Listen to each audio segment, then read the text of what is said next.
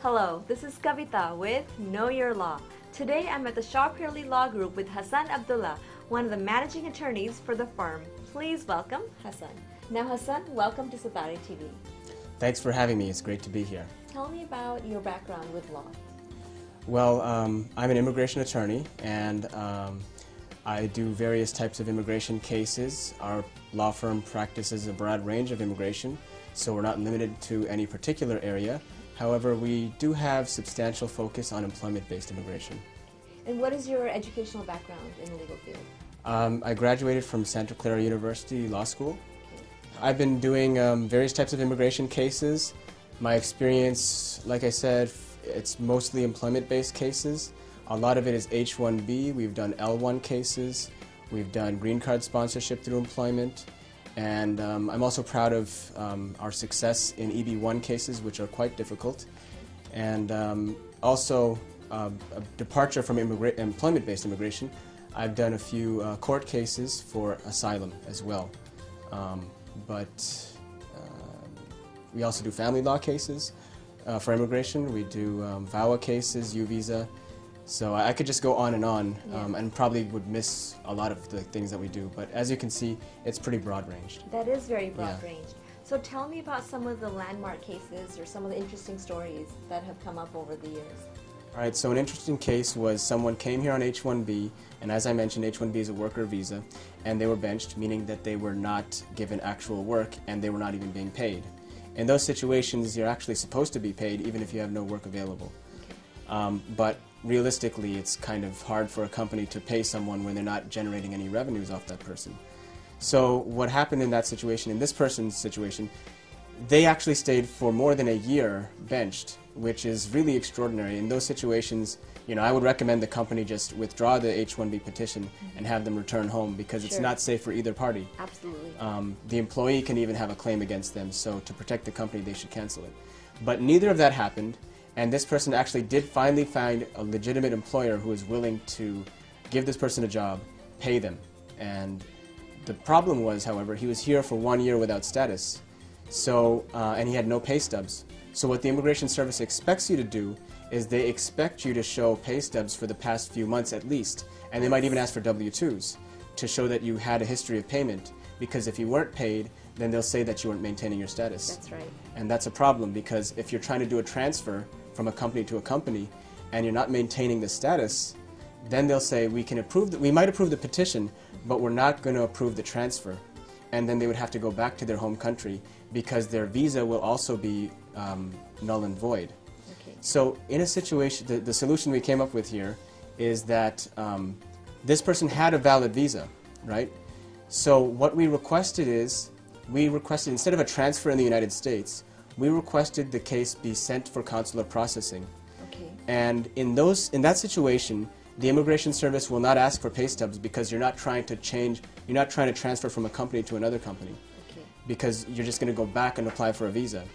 But instead, what happened in that situation is the case was approved for consular processing, and he had a valid visa, so instead of going back to his home country, he saved a lot of trouble by just going to Canada and then re-entering on the visa.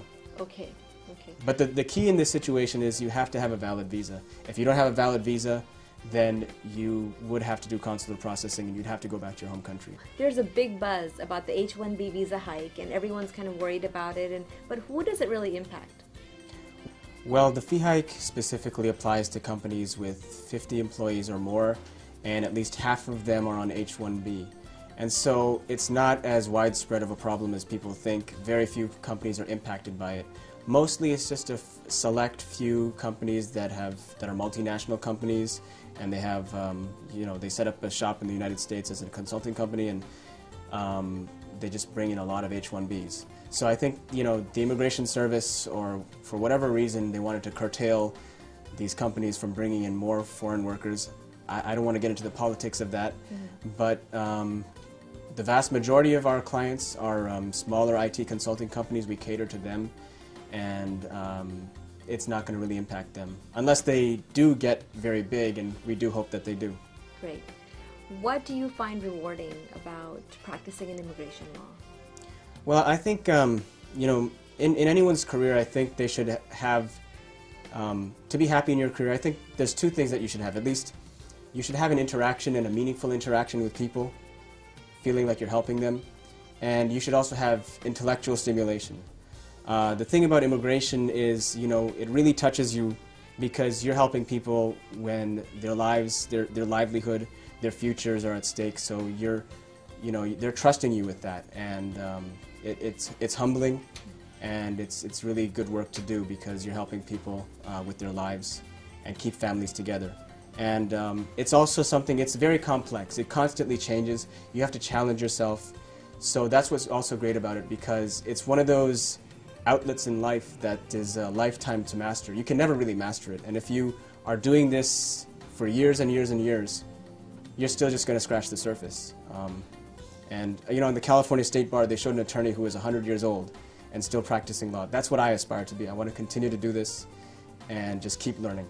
It's just a lot of, it's fun. That's fantastic. Yeah. I can see that you're very dedicated and you have a lot of compassion for the folks that you work with. Can you tell us about the community work that you've done and all the pro bono services that you've provided? Well, it began in my first year in law school.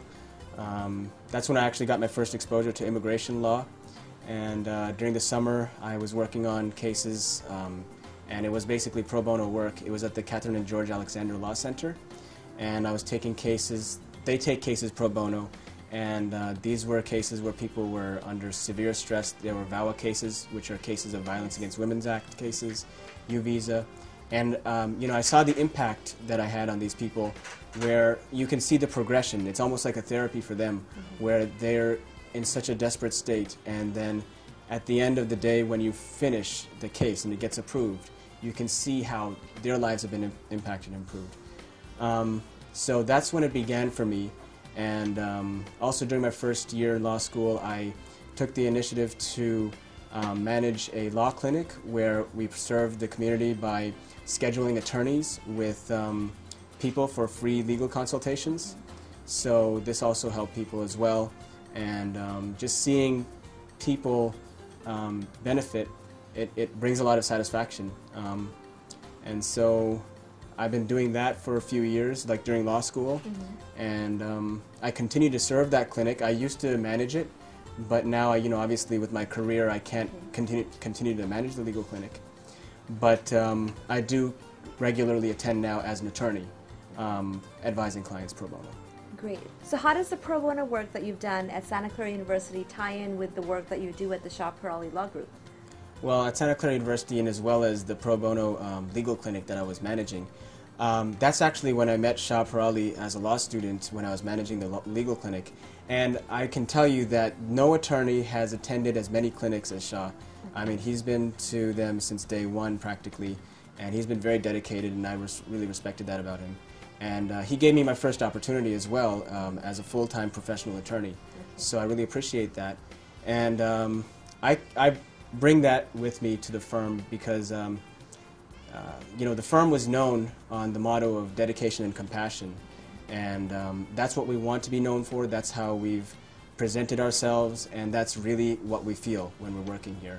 And we do have this dedication, and we want to be in this practice, and we want to continue to do good work for people. Great. And it shows the success of your firm too. Absolutely. Yeah, and I mean the best way to be successful is just to do good work. You can try to run a paper mill where you try to file as many cases, high volume as possible. Yes. But really, if you want to be successful, you have to take care of your people, you have to take care of your clients, and you have to be dedicated to your work. And that's what we do here. That's wonderful. That's wonderful. It's really nice to see that in a firm. Yeah. Thank you. Thank you, Hassan, for your time today. You're welcome. It was my pleasure. Thank you. You can reach the Shah Pirali Law Group at 510-742-5887. The office is located in Newark, California. And the website again is www.piralilaw.com. This is Kavita with Know Your Law saying be good, be well, and remember, the law is on your side.